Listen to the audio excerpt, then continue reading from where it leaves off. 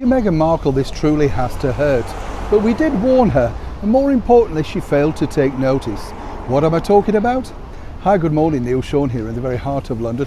As ever, lovely to see you today. Whatever you're doing, keep yourself safe, keep yourself happy, and remember, life is all about having a smile.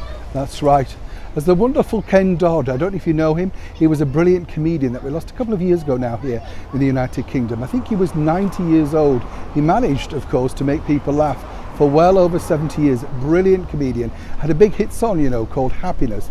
Totally adored him, great fun, and more importantly, as I say, just gave a lot to other people. And I think really that's what it's all about, isn't it?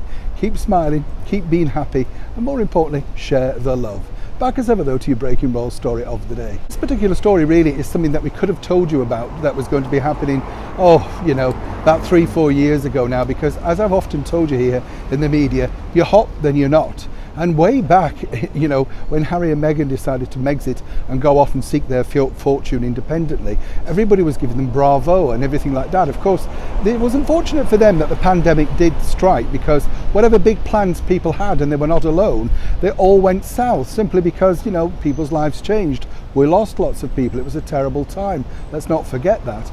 But when you're looking at it from your own personal ventures, as they were, they couldn't have picked a possible worse time to disappear.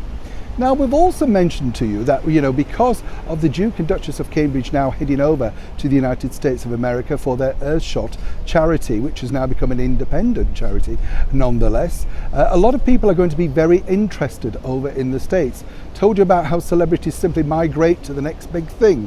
Whatever you were, you're now yesterday's news. And seemingly Meghan and Harry are finding that. But this particular front cover from a magazine that truly did really embrace everything that they were all about, wokeness, saving the planet, and more importantly, just loving them. Well, they've decided to change tact. Now, this is all to do with the fact that also the editor of the magazine recently changed, and according to a very good source, as ever, we have to say allegedly, the magazine editor isn't as sympathetic as the previous editor.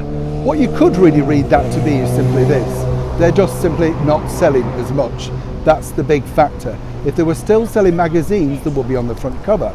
But now, of course, it's the emergence of Princess Kate, as the Americans like to call her. So for Catherine, moving forward in the next 6 months, she's going to see an avalanche of positive PR alongside her husband, His Royal Highness Prince William.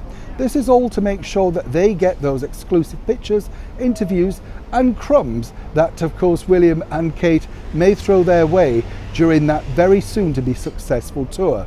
As for Harry and Meghan, they start a very big climb back as to how they can win back the media. But seemingly it's going to be pretty hard, given the fact these pictures tell 1,000 words.